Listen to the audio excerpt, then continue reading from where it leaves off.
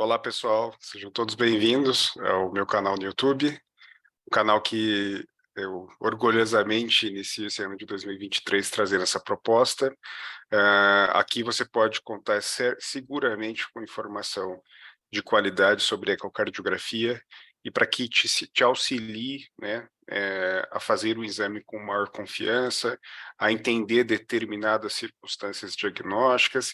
Então, periodicamente eu vou trazendo aqui algumas discussões e até inspirado em outros modelos, né, de páginas de ecocardiografia que fazem esse ping-pong de Instagram e YouTube.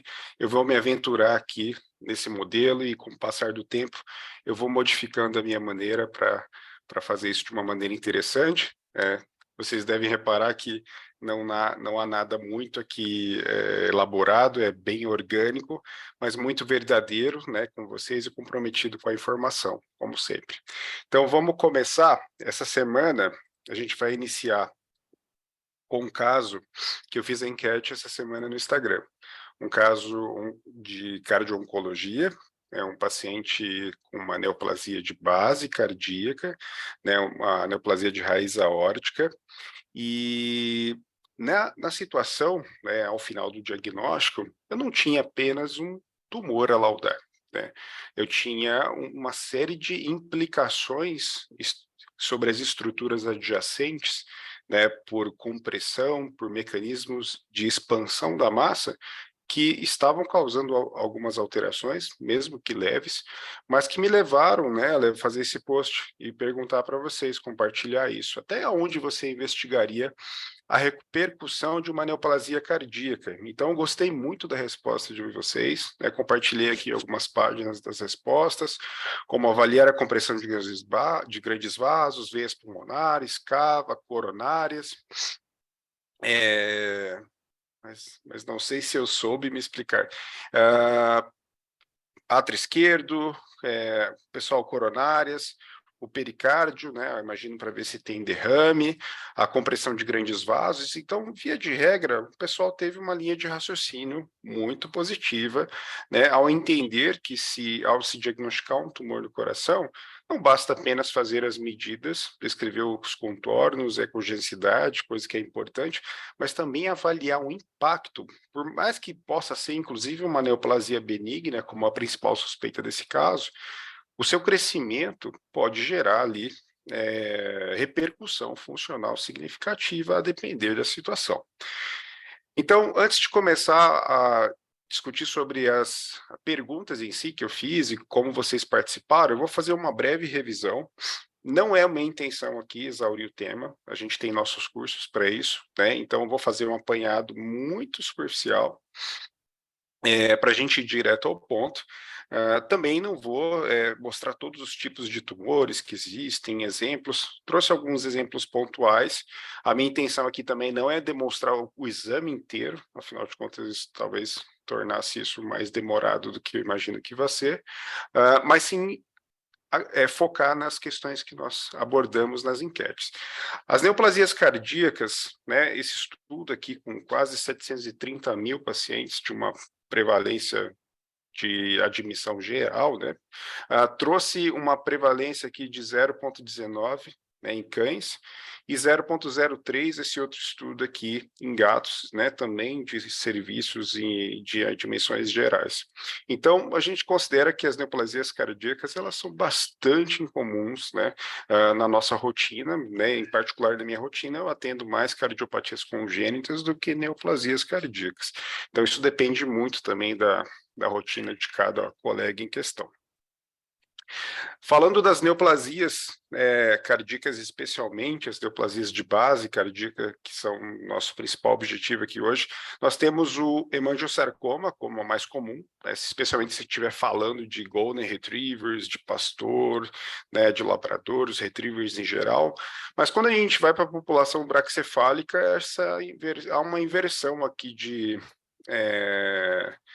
dessa prevalência muito claramente sendo observada, sendo o quimiodectoma principal, neoplasia de base cardíaca. Depois nós temos o carcinoma tireoide ectópico, o linfoma mediastinal, um tipo de tumor que ele não faz muito ele não se projeta, não se situa dentro do espaço intrapericárdico, mas sim extrapericárdico e mais cranial no tórax, então ele tem um afastamento leve ali do coração, a não ser quando ele atinge dimensões muito importantes. O mesotelioma, né, também é uma neoplasia de base também, que é relativamente vista, né, esse ano, há pouco tempo eu peguei um caso com uma localização até um pouco não muito usual, mas a gente vai falar aqui especialmente hoje de neoplasias de base cardíaca.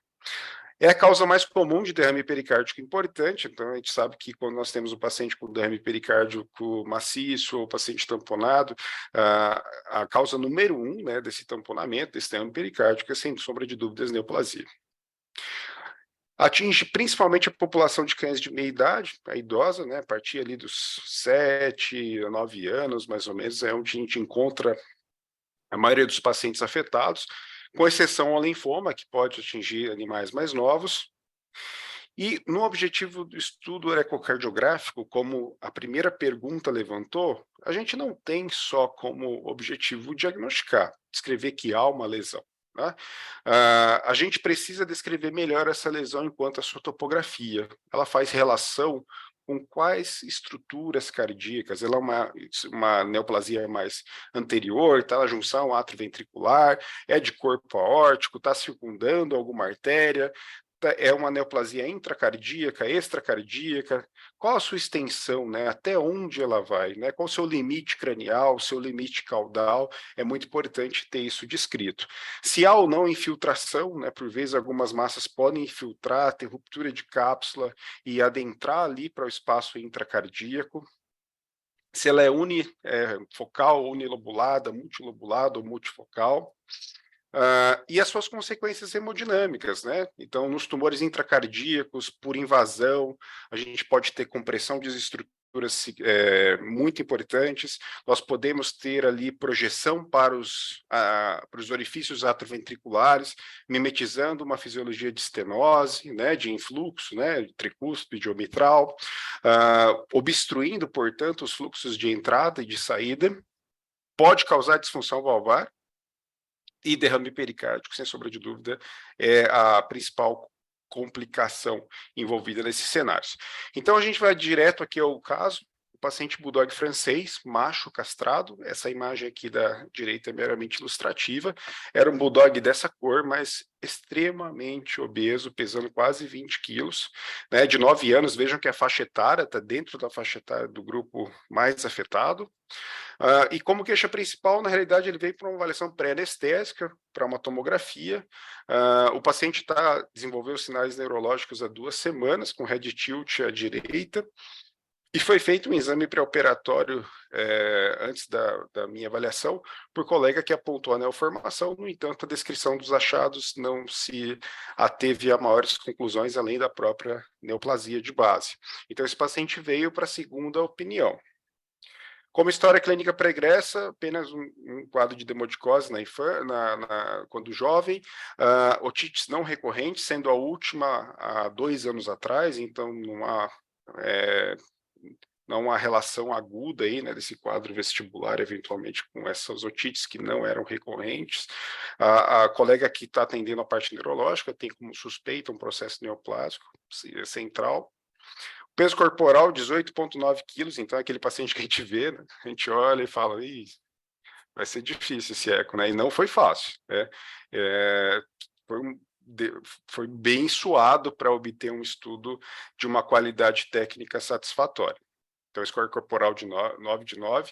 A ausculta cardiopulmonar prejudicada devido ao intenso estridor, então o paciente até tinha regurgitação valvar, mas eu confesso que eu não auscultei o sopro, porque a gente sabe qual é o comportamento desses pacientes, muitas vezes, quando sobe a mesa e tudo mais. Por mais que a gente faça uma abordagem muito calma, tranquila, eles insistem em fazer uma respiração ruidosa pela própria característica do braquicefálico. A saturação arterial de oxigênio, oximetria de pulso, 96% em ar ambiente, a pressão arterial sistólica de 148, e o ECG demonstrou apenas uma arritmia sinusal respiratória. Então, vamos lá. A imagem que eu vou mostrar para vocês, é a primeira que foi utilizada na enquete, é dessa conjunção de dois cortes, um longitudinal de 5 câmeras e um eixo curto base cardíaca átrio esquerdo aorta aqui, né? Então a gente consegue observar no corte longitudinal de 5 câmeras que a gente vê aqui uma sobreposição, né? É muito delicado a gente dizer que há uma invasão de átrio esquerdo por essa imagem, porque memorem que nós estamos falando de ecocardiografia bidimensional, né? Então a gente não tem ali uma resolução tridimensional para avaliar exatamente se isso está sendo produzido por uma sobreposição bidimensional ou por uma invasão. Tá? Então, isso realmente, algumas dicas podem ajudar a interação do Doppler colorido com as estruturas podem também indicar, mas nesse caso realmente me aparentou ser uma sobreposição de plano. No eixo curto a gente vê que a massa ela tem aqui uma presença aqui, né? O limite cranial dessa massa nessa região, o limite caudal dessa massa aqui mais nessa região, e a gente vê que faz adjacência aqui com a raiz aórtica, especialmente com o sinus esquerdo de Valsalva e não coronariano de Valsalva. Então a gente observa que é uma massa que aparentemente tem aí a sua origem na raiz aórtica. Então isso já dá uma ideia para a gente que nós podemos estar diante, sobretudo sendo braquicefálico, tumor de base cardíaca na raiz aórtica, dá para a gente, do ponto de vista presuntivo, é claro, né, uma ideia forte que nós podemos estar diante de um quimiodectoma aórtico, né, um tumor de células quimioreceptoras que estão situadas em abundância na aorta e no corpo carotídeo, né, função aí simpatoexcitatória, faz a leitura aí de pH, PaO2, PCO2, então, que tem função muito importante de controle respiratório.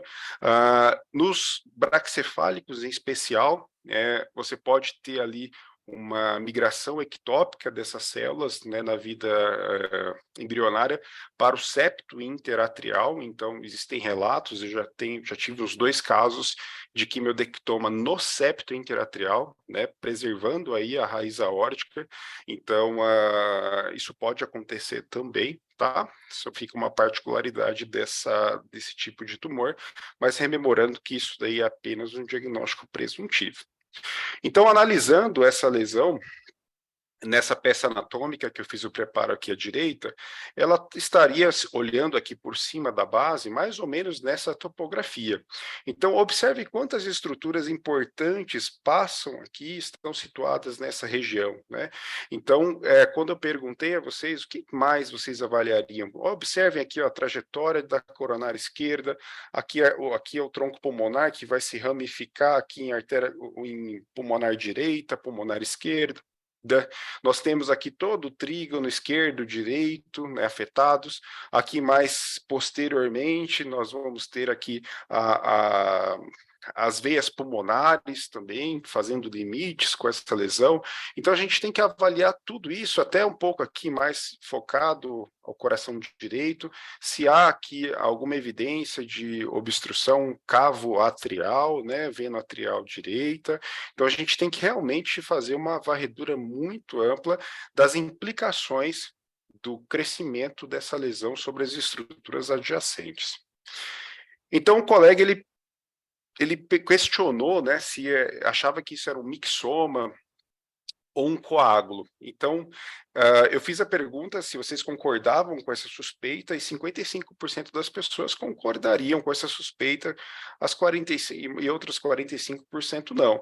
Eu acho bastante difícil aqui, né, a gente tem elementos ecográficos, ultrassonográficos bastante concretos aqui, para dizer que a gente está diante de uma lesão parenquimatosa bastante firme, que não se assemelha absolutamente nada com coágulo.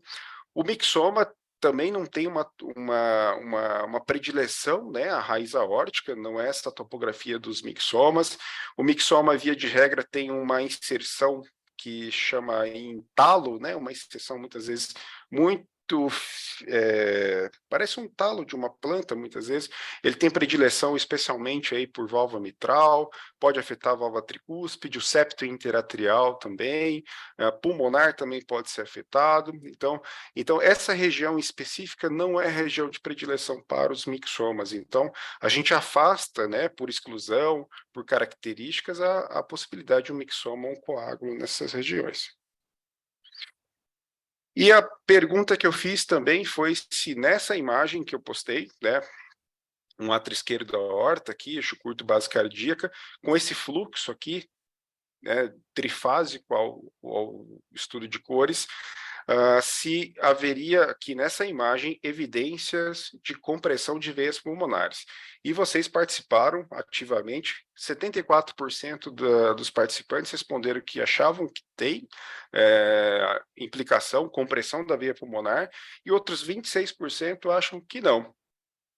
Eu confesso que à primeira vista foi uma grande dúvida. Eu falei, esse fluxo aqui é um fluxo que é por compressão de veia pulmonar? Observem que em uma determinada parte do ciclo cardíaco, a gente vê uma liaising aqui, e uma liaising numa escala de velocidade alta, se a gente for se considerar ou a aurícula esquerda ou uma veia pulmonar, eu estaria com uma escala de cores aqui inapropriada para avaliar esses territórios, né? Então a gente tem aqui uma situação onde há um fluxo de alta velocidade. E no próximo history, eu perguntei a vocês se esse Doppler pulsado da região onde o fluxo acelera e faz a liaise no collar, né? Coloquei aqui a imagem do Doppler pulsado e perguntei se esse traçado confirma o fluxo sendo de veia pulmonar.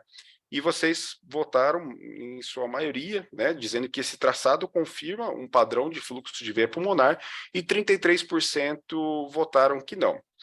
Então, eu vou explicar como eu fiz a interpretação desse achado para excluir que esse fluxo não é um fluxo de veia pulmonar. Então, vamos adiante. Então, vamos olhar a imagem um pouco mais de perto. O que a gente tem aqui nessa imagem, pessoal? A gente vê a massa aqui, né? A gente estava numa outra imagem, num plano um pouco mais dorsal. Aqui a gente desceu um pouquinho o plano, né, do corte, e a gente observa aqui no fluxo em questão, né, que foi comentado e interrogado, que a gente tem um momento desse fluxo onde ele está decodificando em azul, ou seja, ele está adentrando nessa região, e 2 momentos onde ele está saindo dessa região e indo em direção ao corpo do átrio esquerdo. Então, nós temos aqui um fluxo trifásico observado nessa região. A massa está fazendo aqui, aparentemente, um efeito compressivo, tá, sobre a passagem desse fluxo, então fica bastante evidente isso. E por que eu não estou diante de um fluxo de veia pulmonar? Primeiro, para explicar para vocês como é um padrão de fluxo de veia pulmonar normal e um padrão de fluxo de veia pulmonar com estenose por compressão. Então, concentre aqui nas imagens de cima, né? Então, vocês conhecem o padrão de fluxo de veia pulmonar, que é aquele padrão de uma onda S, uma onda D e uma onda reversa. Então, concentre especialmente na onda reversa. Então, num fluxo venoso pulmonar, a gente tem esses 3 componentes, né? S, D, e a onda S pode ser fragmentada em S1, S2, o componente D e a onda A reversa, beleza? Aqui nesse caso abaixo, era de um gatinho filhote que nasceu com uma hiperlordose, onde o corpo da vértebra torácica estava comprimindo a drenagem aqui do ósseo da veia pulmonar. Então vejam que nessa situação, a gente observa aqui uma onda SD e a onda A reversa, ela fica apagada, porque o átrio esquerdo não consegue, em sístole, devolver volume para a veia pulmonar, porque ele precisaria vencer essa compressão, precisaria vencer essa estenose. Então a gente vê um fluxo turbulento, contínuo, né, adentrando esse átrio esquerdo para poder vencer uma obstrução aí veno-atrial. Vamos analisar agora o fluxo em questão. Por que eu estou dizendo que esse fluxo não é da veia pulmonar? Vamos avaliar frame a frame. O primeiro frame que eu quero que vocês avaliem é o frame sistólico. Então, veja que aqui eu estou no segmento ST, aqui quase no pico da onda T de tatu, e vejam aqui que durante a sístole ventricular, eu tenho um fluxo que está entrando na estrutura, que pode ser veia pulmonar e pode ser o que de fato é, né? Bom, suponhamos que seja veia pulmonar. O que aconteceria se fosse uma veia pulmonar? Né? Vejam aqui no traçado de Doppler espectral, que nesse momento aqui eu tenho um fluxo que está, um fluxo que se fosse veia pulmonar seria um fluxo reverso. E a gente vê que mesmo na situação por compressão, durante a sístole ventricular, o fluxo não é reverso, ele é anterógrado. Então isso já chamou atenção, né, na minha análise ali durante o exame, para diferenciar se isso era uma veia pulmonar ou se é o fluxo da aurícula esquerda que está comprimida por causa da neoplasia de base. Então, observem que durante a sístole, o que acontece durante a sístole na aurícula esquerda? Eu tenho o quê? O enchimento da aurícula, é a fase da diástole atrial. A pressão do átrio esquerdo cai e o átrio esquerdo começa a se encher até que ele atinja ali seu volume e pressão máximo ao final da sístole. Então, a aurícula, mesmo que sob essa compressão, ela vai se encher com uma determinada quantidade de volume. Então, colocando a amostra do Doppler pulsado aqui, eu tenho uma onda S, né, uma onda sistólica, que é a onda de enchimento da aurícula esquerda. No momento 2, no momento da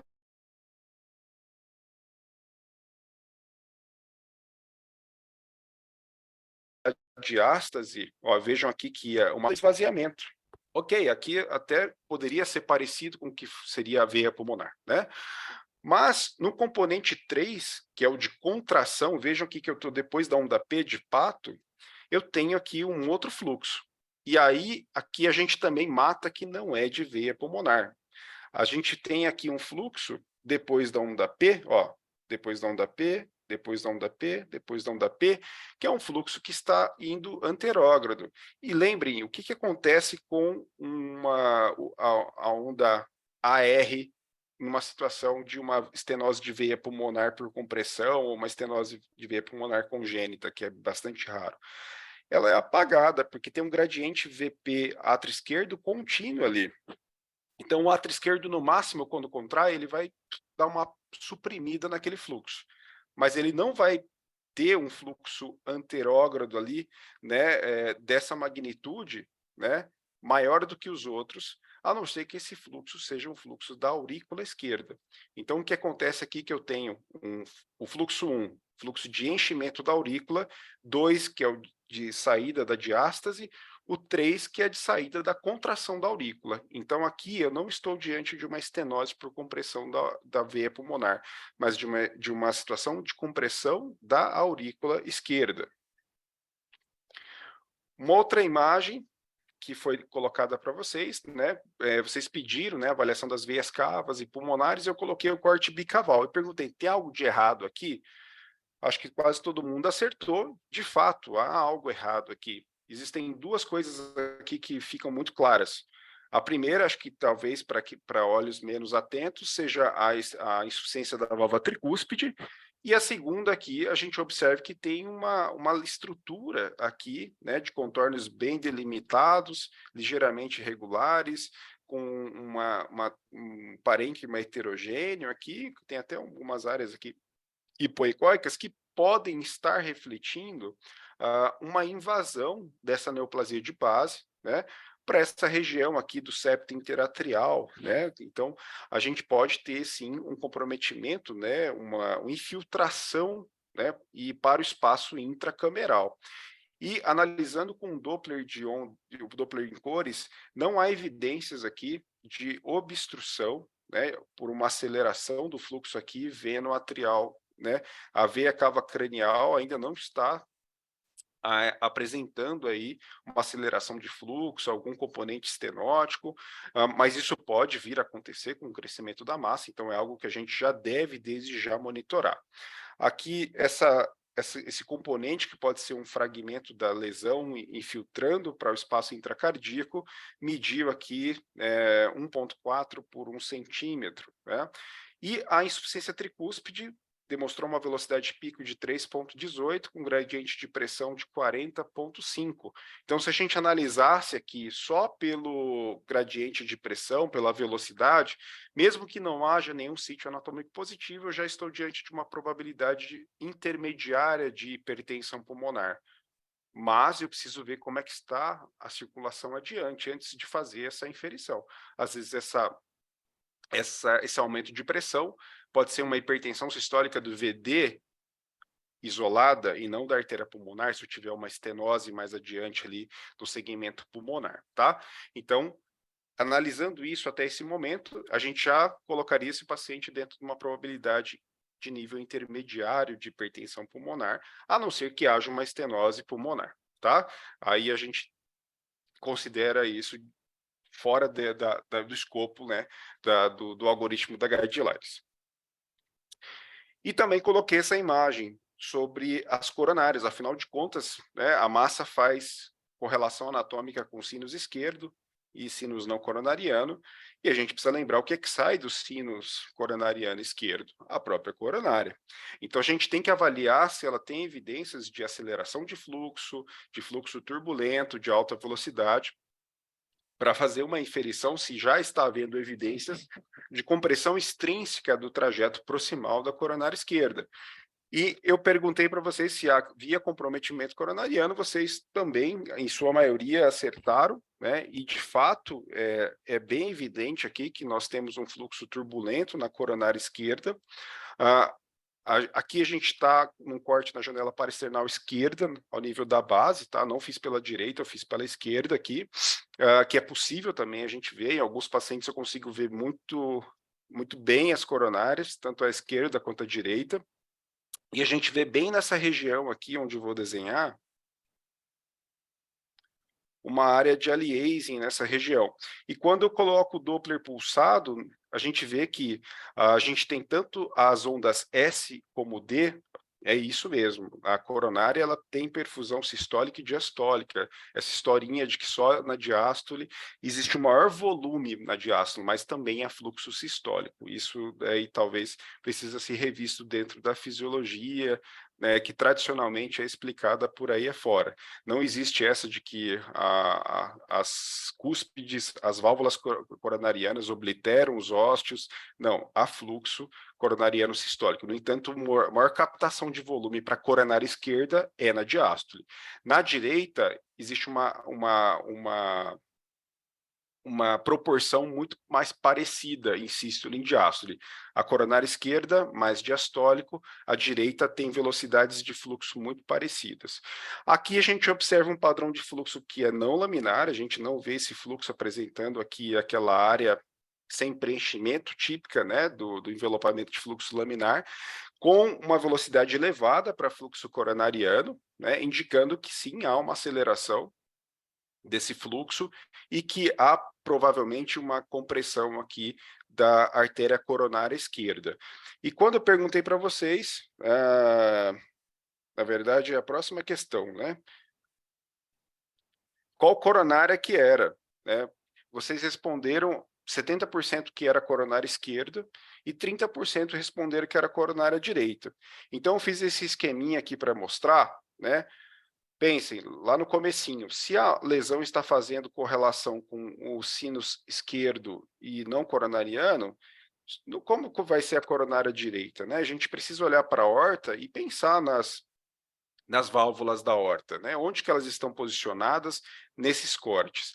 Então, eu até coloquei para vocês aqui o corte, porque existe uma discreta variação rotacional da posição da aorta quando nós avaliamos pela janela parasternal direita, eixo curto da base. Então, a posição aqui das válvulas está nessa posição. Então, a válvula, o sinus esquerdo está aqui. Então, a gente tem a coronária saindo nessa região. Então, a gente tem aqui a paraconal interventricular e a circunflexa, que vai passar por baixo da aurícula. E quando nós mudamos para a paraesternal esquerda cranial, existe uma leve rotação do eixo em sentido anti-horário. Então, esse sinus esquerdo que estava apontando um pouco mais para baixo, ele vem aqui mais para a posição de 4 horas, né? Ele estava aqui mais ou menos em 5 horas, ele vem mais para 4 horas, a depender de como você angular o transdutor, vem quase para 3 horas. Então, mas aqui nessa imagem a gente tem o sinus esquerdo, né? Então, nessa imagem aqui que eu coloquei, eu tenho o sinus esquerdo. Então, a coronária que sai do sinus esquerdo é, obviamente, a coronária esquerda. Então, não pode ser a coronária direita. Tá ok? E a última pergunta que eu fiz para vocês, né, foi com relação à artéria pulmonar, que vocês muito bem pediram para que eu fizesse essa avaliação, né? Eu já tinha feito, mas assinalaram ser importante. E eu perguntei para vocês, né, se que aparente está errado, e a maioria das pessoas respondeu com bastante convicção que aparece haver alguma estenose por compressão, né, do ramo direito da artéria pulmonar. A gente vai ver essa imagem maior adiante. E eu coloquei os fluxos também do Doppler pulsado e contínuo, o pulsado obtido aqui na artéria pulmonar, com as velocidades, né, o tempo de aceleração e a relação com o tempo de ejeção deram normais, não teve ali nenhum indicador de aumento de resistência, né, mas coloquei o Doppler contínuo aqui no ramo direito, bastante alinhado com o ramo direito, e peguei um gradiente de pressão de 32 milímetros de mercúrio. Isso está bem longe de ser fisiológico para ramo direito, tá? Então está assinalando sim um fluxo turbulento de alta velocidade com um gradiente de pressão já estenótico. E as imagens em questão eram essas, né? Então a gente vê aqui a janela paraesternal direita e esquerda. Eu gosto bastante de fazer uma análise confirmativa pelas duas janelas. Tudo que eu vejo no lado direito, e oriento a vocês, busquem ver a mesma coisa pelo lado esquerdo.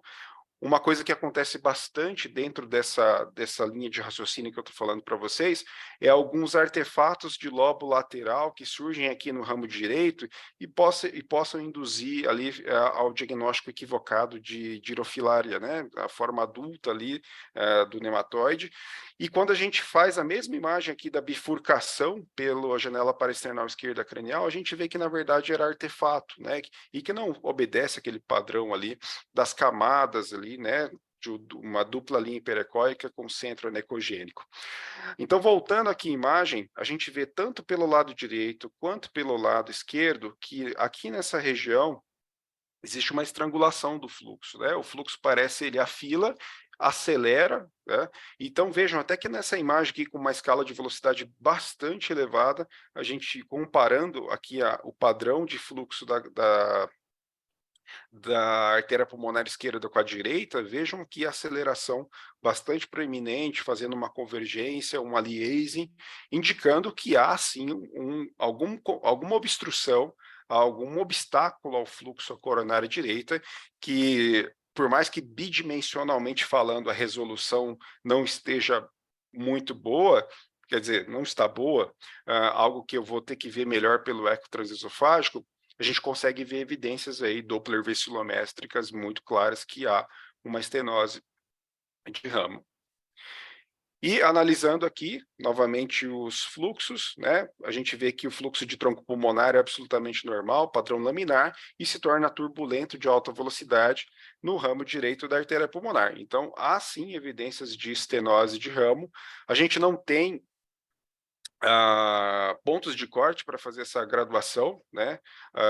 Acho que isso é basicamente avaliado, sobretudo, com relação à repercussão hemodinâmica ao coração direito, algo que nesse paciente eu não vi dilatação do ventrículo direito, não tinha hipertrofia de parede, então é uma estenose que, do ponto de vista de repercussão, ela se apresenta como uma estenose leve. O paciente não tem sintomas, mesmo em esforço, né? Quer dizer, é um pouco delicado, o paciente extremamente obeso, ele fica esbaforido com o mínimo esforço, mas dentro do que ele sempre foi, o tutor não observou nenhuma acentuação desse quadro respiratório sui generis de um bulldog francês obeso. Então, correlacionando brevemente aqui esses achados de estenose por compressão de massa de base cardíaca, eu tenho talvez uns 3 casos, né, que no nosso curso, que em breve será lançado, a gente vai ter uma aula só de neoplasias cardíacas e a gente vai realmente varrer o tema de uma maneira bastante completa e comparativa, né, entre casos de diferentes estágios, vai ser muito bacana, fiquem atentos que a gente está lançando em breve. Então tem esse caso aí do grupo de Ohio, né, que postou a estenose pulmonar adquirida em 4 cães, e um desses cães, né, um foi ligadura inadvertida de PDA, teve outros casos, mas por estenose por compressão de neoplasia de base mesmo, foi só esse caso que demonstrou-se, né? Aqui a massa envolvendo o ramo direito, o esquerdo ele não estava contemplado nessa imagem, mas é algo que pode ser visto e também a gente tem uma literatura falando sobre o tema. Já com relação à estenose de coronária esquerda, eu fiquei sabendo que talvez o Skansen tivesse para publicar alguma coisa, mas até então eu não encontrei em literatura prevalência disso. Eu tenho 4 casos, né, de neoplasias de base, gerando perfil de fluxo de estenose de coronária. 3 de coronária esquerda e 1 de coronária direita. Então, talvez esses trabalhos, esses pacientes precisam ser agrupados aí para uma série de casos, para ser descrito em literatura, haja visto a carência que nós temos desse material. Esse trabalho do Bussadori traz o que para mim é a perspectiva maior que nós temos desse paciente em questão, né? Caso isso evolua, caso isso decorra em crescimento e acentuação da compressão, a gente tem como intervir nisso, né, com a colocação de um stent, né, no ramo direito ali, e caso esse paciente evolua a complicações da hipertensão sistólica do ventrículo direito gerado por uma estenose de ramo, a gente tem ali como fazer o seguimento e acompanhando e intervir quando necessário, quando isso decorrer em repercussão hemodinâmica, algo que até então a gente não observa de maneira evidente, nem do ponto de vista clínico, nem do ponto de vista ecocardiográfico. Então, eu tinha isso para conversar com vocês, a minha intenção foi bater nos pontos da enquete, esse é um estudo que teve vários outros elementos diagnósticos, mas relacionado à massa em questão, a gente não viu ali uma grande repercussão, né? Assim como casos que apresentam ali obstrução grave ao influxo de veia pulmonar, ou obstrução, ou uma estenose de ramo bastante acentuada. Nesse caso, há elementos que dizem que a gente tem que acompanhar tudo isso de perto e ter essa consciência de que o que uma neoplasia de base pode afetar pela localização onde ela está, pelo entorno que ela tem, é muito importante do ponto de vista ecocardiográfico. Hoje, a maioria dos tomógrafos que nós temos no Brasil, pela baixa quantidade de canais, não nos dão esse detalhamento anatômico que uma ecocardiografia bem realizada faz. Hoje a gente sabe que a maioria dos tomógrafos no Brasil tem uma quantidade pequena de canais para fazer um estudo de coração adequado, né?